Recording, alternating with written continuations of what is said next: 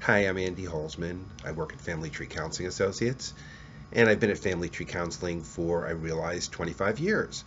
And before that, I've worked at day hospitals, psychiatric hospitals, inpatient, outpatient facilities. And so, what I do realize is, working at Family Tree, my favorite thing to do is to work with married couples, relationships. And that's not so hard to understand given that I've been married for 36, almost 37 years. So every client, every couple that comes in is not only someone I can help, hopefully, but also a learning experience for myself because I see how relationships work, and how relationships work is interesting. Of course, it's unique to each couple and each person, but there are some things that are in common. And so what I was thinking about for this video was, how do you use that information that we talk about at Family Tree, and I've talked about and others have talked about in our videos, to benefit you? So the information that I'm referring to, of course, is that you marry a person who helps you work out your own issues, fills in the blanks, fills in the holes of your soul in a way that gets you to have a voice, gets you to change things, hopefully. So first you have to realize that when you're attracted to someone, they are the best and the worst for you in many ways. The best because you're attracted to them and you're in love with them and they're exciting for you, and the worst because they're going to touch on those very issues that you've been scrambling away from since your childhood, possibly. If you had a controlling parent, your spouse, your person who you fall in love with will turn out to be, after the bloom of love and the initial excitement has fallen away, in some way controlling. If you had a parent who was always working or was addicted in some way and they were gone a lot, then the person you fall in love with will be gone a lot in some way or another. It's not a one-to-one correlation that the person who you love and who you are connected to will be connected to is going to be an alcoholic if your parent was an alcoholic. No, it's the issues that you have surrounding that. It's not drinking that makes an alcoholic in my mind. I mean, that's of course a big part of it. It's the results and the pain that are caused by the person being inconsiderate and abandoning and uninvolved and angry and explosive or shut down, or whatever is the result of the alcohol or the drug.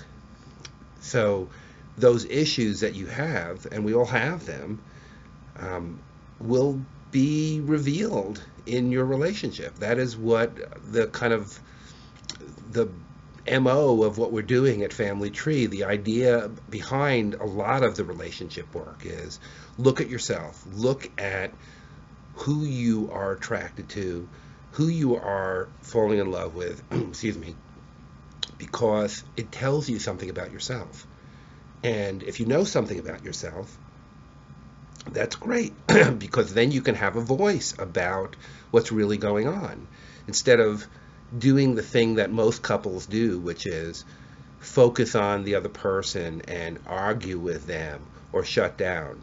I mean, if the person is doing something that's just hurting you, they're working all the time, or they're leaving stuff around the house, or they're sleeping all the time, or they're drugged up, or terrible things that make a relationship very difficult to handle. Some of them not so much, but some things are pretty major.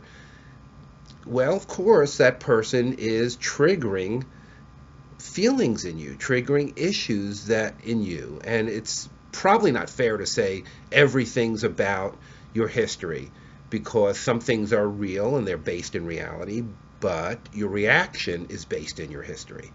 So it's not a one or the other. It's not saying, oh, you have to just focus on your history and focus on what happened to you in your childhood and forget about what's happening in reality. A lot of people kind of misinterpret that when we're talking about this thing. No, no, it's not that. It's that those things are real. They are reality, but they are triggers for who you are and how you react to them and how you deal with them. If you've tried to deal with them in a healthy way and you're not getting anywhere, then there's some reconsideration you have to have about this relationship. But a lot of people do not deal with what's coming up for them in healthy ways, and they just keep the cycle of crazy relationship pain going and arguing about little things that people do with each other that have nothing to do with what's really going on. Meaning, people fight about everything and they passively aggressively talk about these things, but they're not saying, hey, you're not listening to me, or you're not taking me in, or you're not acknowledging me, or you're not caring about me, or you're not spending time with me. I feel lonely. You're not saying things about yourself. And so if you're not saying things about yourself, of course the other person is going to get defensive, and they're going to deny it, and they're going to either shut down or argue with you and explode. And so that cycle of crazy kind of interaction keeps on going on and on and on. And so in my thought about all of this, what's the reason for knowing this? If you really don't have power over changing that other person, but you do have power about understanding some things about yourself, it goes back to what I was saying before, which is you can talk about it in a different way. You can deal with your feelings and your observations and your thoughts in a way that can have some impact.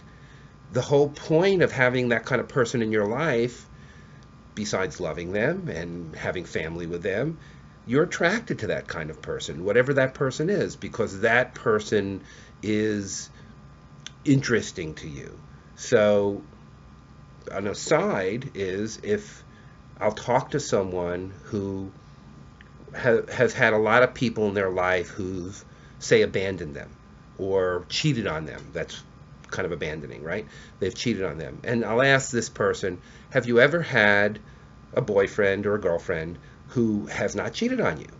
And invariably they'll say, yes, I had this boyfriend who really loved me, really was considerate, was very caring. So I say, well, what happened?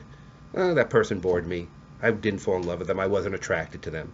That is pretty much the standard response. It doesn't make logical sense, right? Somebody who's really into you and really cares about you, but that doesn't feel right if you've been abandoned in your life and you need to pursue someone, or you need to feel important in a certain way, or you need to deal with your feelings in a certain way, which is really what I'm talking about. So this kind of piece of who you are, if you understand that, you can notice the red flags when you are attracted to who you're attracted to. It's going to happen. You're going to be, that's not going to change. No one's going to do radical brain surgery and make you a different person. So you're attracted to that type of person. But if you have the ability to know what's coming or know what comes up for you, then the next part of this is having a voice, and a voice in an appropriate way where you can talk to your partner, your loved one, in ways that don't keep the crazy cycle of arguments or shutdown or addiction going.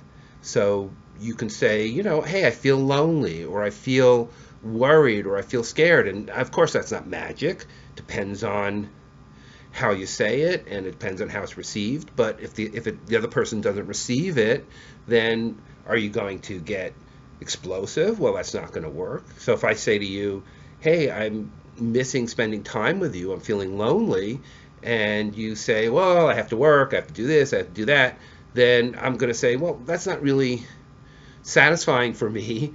I'm just telling you something about how I feel, and I'd like to spend time with you. So the calmer, the more connected